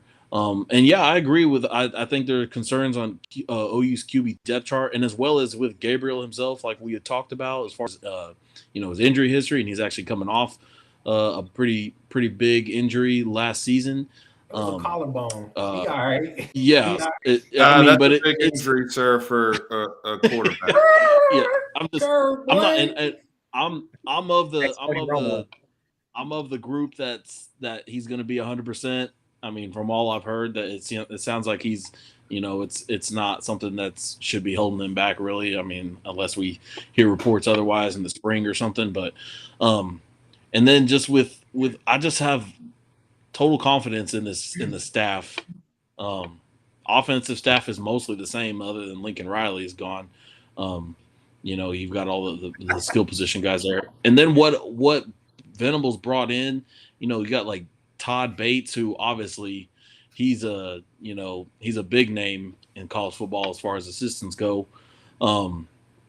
He alone is gonna make some big changes. Awesome hire. Yeah, and then I think the hire that I always want to talk about, but I feel like he's never getting enough credit, is the return of Schmitty, the return of Jerry Schmidt, strength and conditioning coach, the return of toughness. And, we can finally say goodbye to P90X and whatever the heck Benny Wiley was doing. Now we both know on both sides of the Red River know why Benny Wiley just ain't that dude. And he's a perfect fit for the lights, camera, action in Hollywood. So, good luck to him there. I hope his reality show career takes off. But Yeah, that's and someone I think it was Tracy I saw in the comments earlier. Tracy was asking me if Lincoln Riley is still soft. Yeah, he's soft still. He's softer actually than probably I thought he was last time. I think he gets softer as the days go by, you know, and especially when the weather warms up, that's when he gets ultra soft. So you know, good luck there. And the weather's always warm in LA, so yeah. But that's my thing. I don't know. I would say OU 2, Baylor 1, OU 2, and I don't know, K-State 3. Okay. Put Terry Freeman's up. Put Terry Freeman's up. I want the good people to see that. Okay. I would just leave that there for a second. All right. Okay. Now, Seth, who did you say you thought was going to be number one in the Big 12 going into even after post spring? Baylor. Not so fast, my friend. And this is where I disagree with that. And I think my Texas friends, I think that they will agree with this. Baylor doesn't get Texas and OU at home this year. Let me say that again. Baylor doesn't get Texas and OU at home again this year. They don't. They got to go on the road. They got to be road warriors.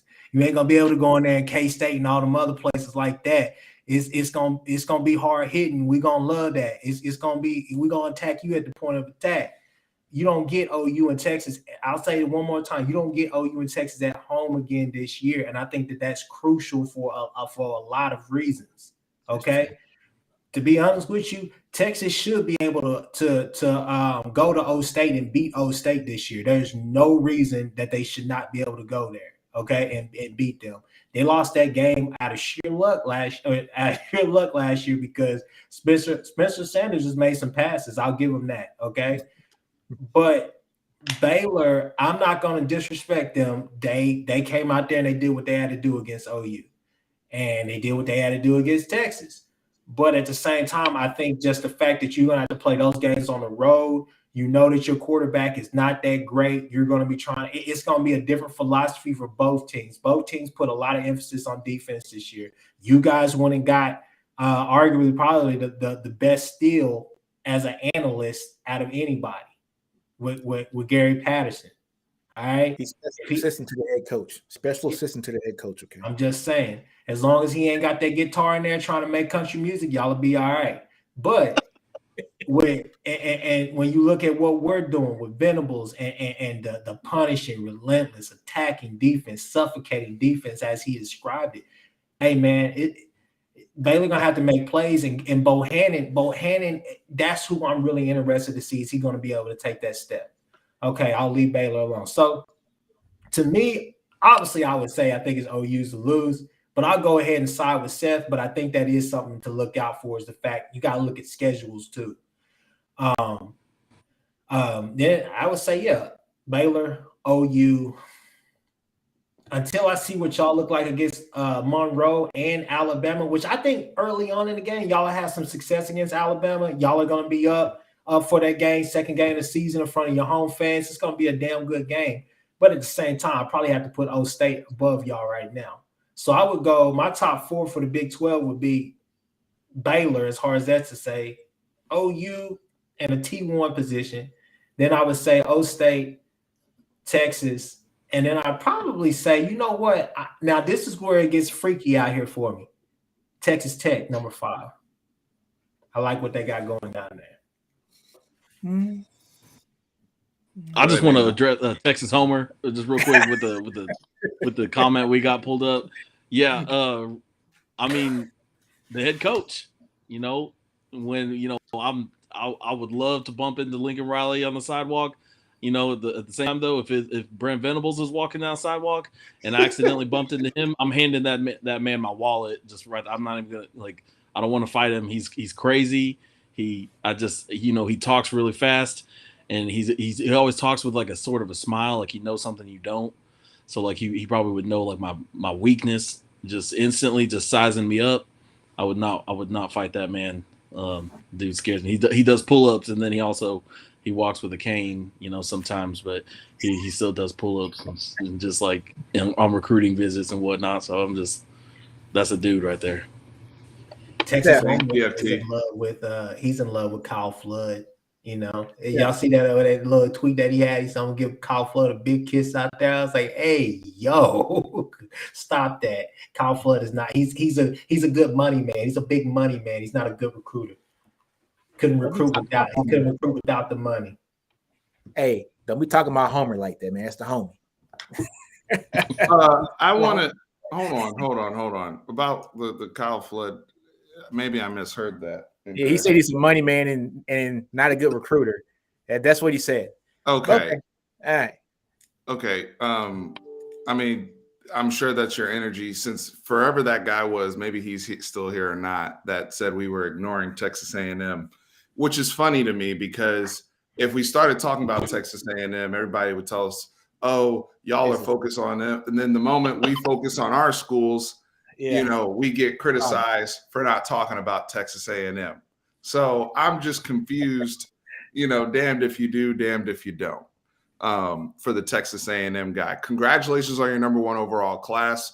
I would like to see what you guys do with all those players. Money well spent. All right. I'm tired of the money conversation. Look, there's the haves and the have-nots. All right. Use your resources. Yeah. We're adults here. Use your resources. If that's what you got, that's what you got. Use it. Okay. That's why Lane Kiffin, you know, he talking. They got Zach Evans somehow. They got Jackson Dart somehow. Use your resources. Mm-hmm. Hey, D. Hey, Kieran's in here now. Hey, it's all legal now, too, Steve. It's all legal now. So use it.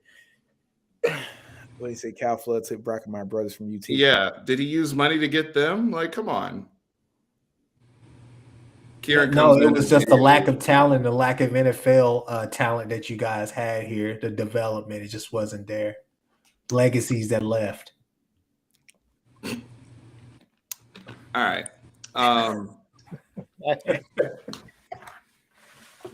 And who knows? They may one day come back. Who knows?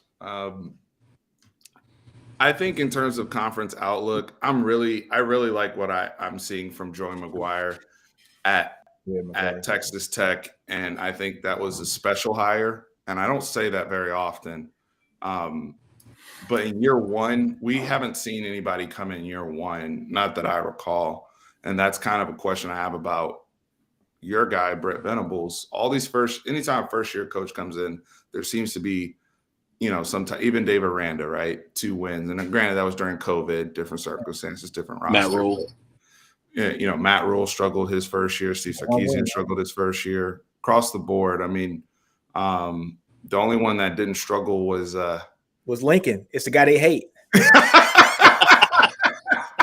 the only one that didn't struggle was first year. Right? It's Tebow, right? He's the only one. He's the one that you guys are hating on. Yeah, same thing y'all said about Tebow. Y'all saying it about Brent now. So I don't think anybody said that about Lincoln Riley. Oh man, all Texas fans was like, "What are y'all gonna do now when Bob Stoops stepped down? Y'all just lost y'all coach." That team was gift wrap for look, I ain't calling him Tebow. That team was gift wrap for Lincoln Riley. I almost called the man Tebow. Let me stop. That team was gift wrap for him. Anyways, my bad. Go ahead, Steve. My bad, Steve. Yeah, no, but there's the point is, to me, that the conference is as wide open as I've seen. I give Baylor, I agree with everybody else. I give Baylor the edge for now, just with that psychological edge and toughness. Chris, you do bring up a valid point about the schedule and where the home and homes are. That is valid, right? And Baylor, you know, we've had some success recently against Baylor when they've come to Austin. I don't remember how have they fared recently when they've come to Norman. Is it the same, or have y'all been? I mean, their last win in Norman was 2014. That season before Lincoln was hired as a OC. But yeah, it was like Trevor Knight was. Yeah, and I don't even know if they won ever in Norman other than that game. Right. So, and I agree with the point about we'll learn a lot about Texas early in regards to how we look in those initial out-of-conference games. I think because for whatever reason, you guys still just disrespect Oklahoma State. And I think Mike Gundy did a hell of a job coaching last year. And I think with, you say what you want about Spencer Sanders. I know he turns the hell out of the football over. He beat you guys. And he beat us. Now, granted, he didn't really do anything against us. That was more of Jalen Warren. There was a couple of calls that were blown in our game. So, I mean. Hey, that's Texas' story every year. I don't hear that. I don't hear that. A couple of calls. we had a defensive lineman holding call in one game. Come on now, Charlie Strong. Oh God, that game. I still see that reference on message boards and stuff. That was an all timer of a bad. We had a defensive lineman get called for holding. I was like, you gotta be freaking kidding me.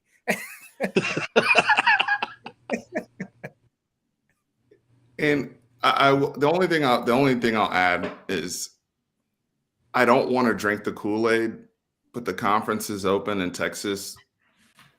Theoretically, even with the young puppies trying to grow up and we, us trying to get together on defense, I think now having a little better sense of what Gary Patterson's impact is going to be on the defense, that makes me feel a little bit better. I'm just saying. Well, you said the Big 12 was wide open after we came back and beat y'all last year. Then y'all lost 6 games in a row. Shut your ass up, boy. I did say that, hold on. Stop playing with me. Stop playing with me. Brother, I told you, okay, but you had that same energy when I told you guys weren't going to run the table in the Big 12. And you didn't end up in Arlington either, the last I checked. So you shut the hell up, Chris. Touche. Okay? You shut the hell up. I'm just saying, so we were both wrong. Y'all ran off 6 in a row that y'all lost. And I was just like, Big 12 wide open, buddy. How you doing? Dude, the Big 12 was open, and it turned out to be Oklahoma State and Baylor. Yeah. Did you have that before the season? Because I didn't. No, I didn't either. Nah. Yeah, you had Patrick Mahomes, like number 2 winning the Heisman.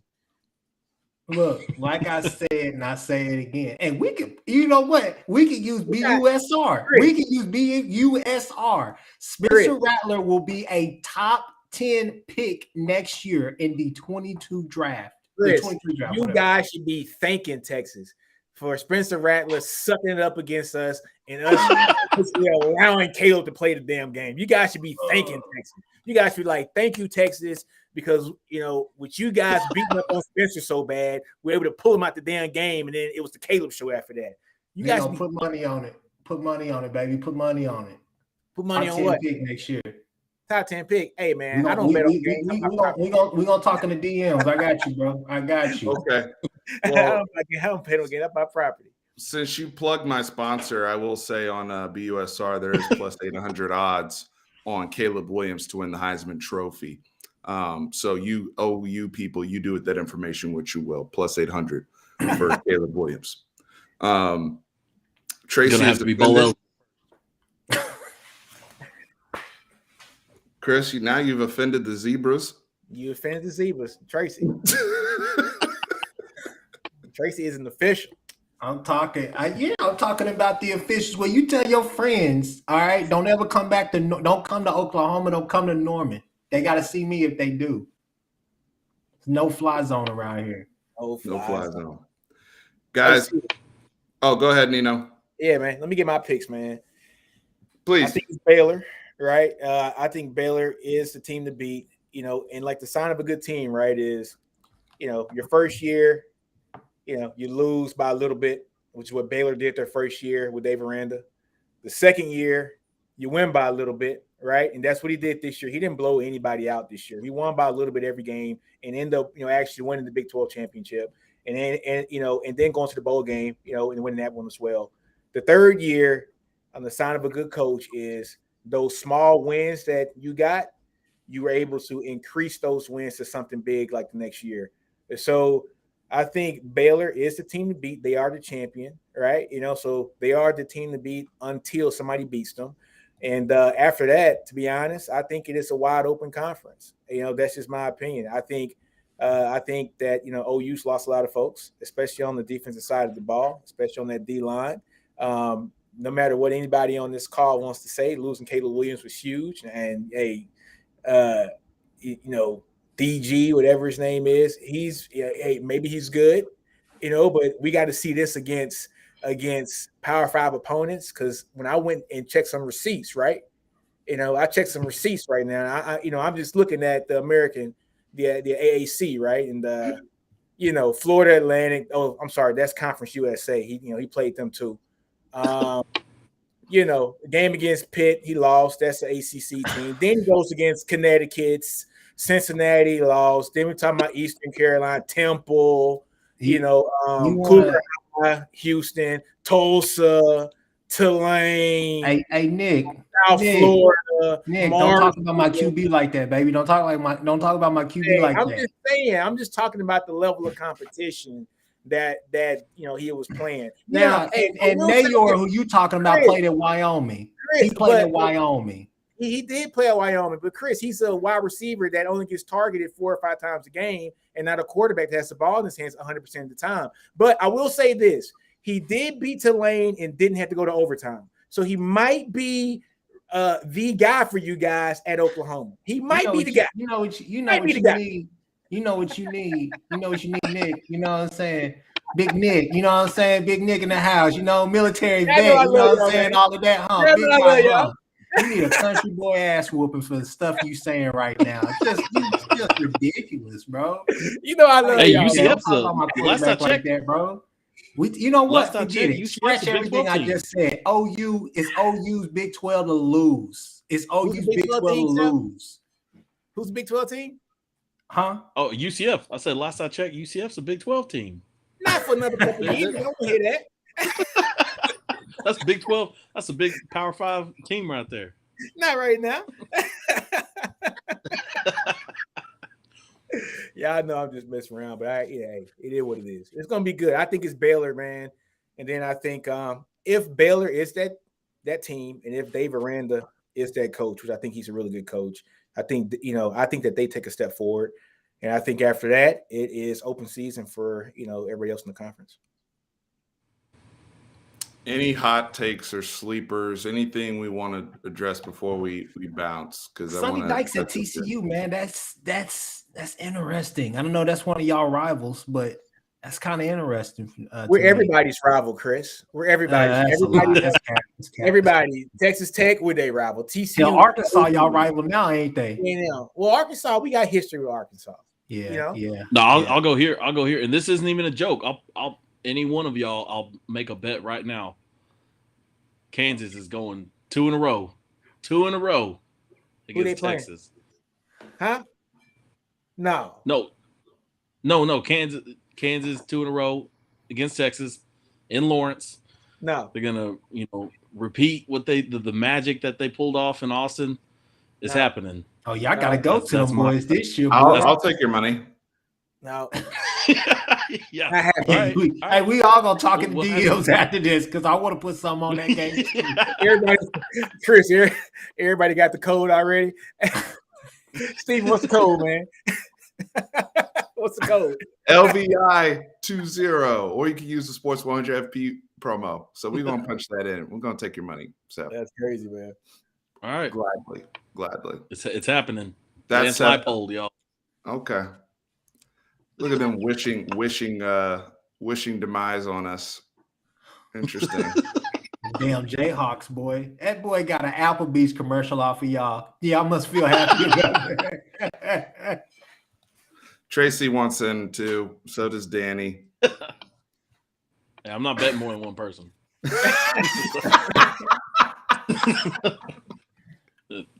Tracy, if Texas lose to Kansas this year, I want you to give up reffing. That's what I want. Y'all almost got beat by Kansas. I don't want to hear it. Y'all almost got beat if Kansas had that fake ass play. Almost is a long.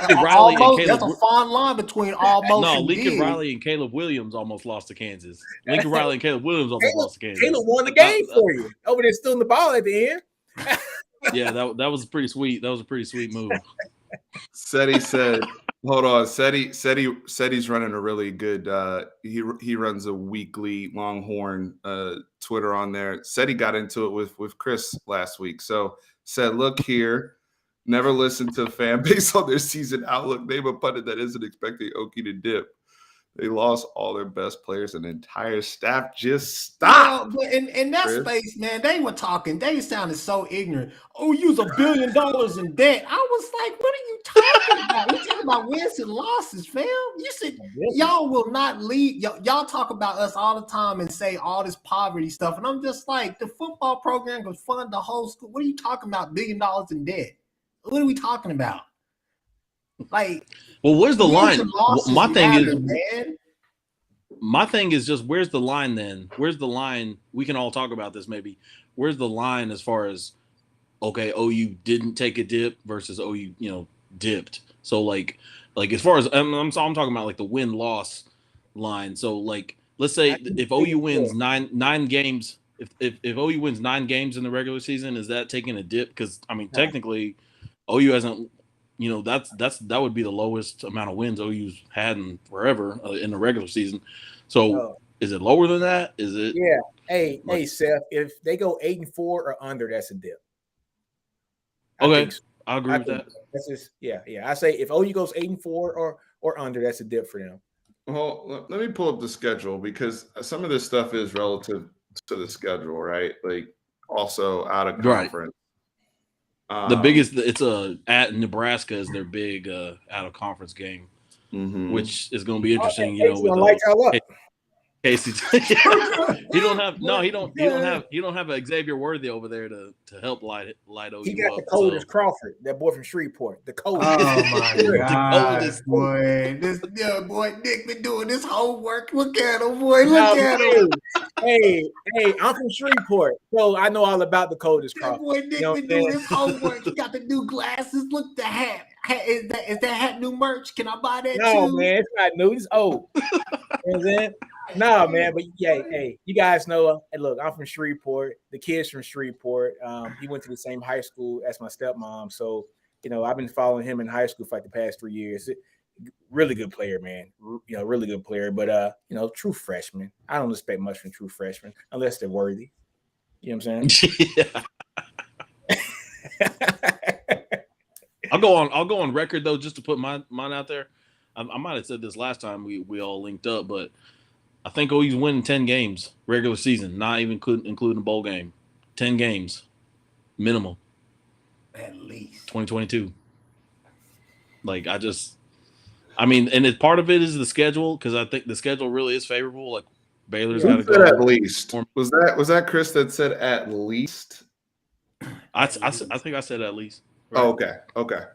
All right, I agree with even if Chris said I agree. We agree both. We got you. So I'm on record again. Got it. I'm putting them 10-2,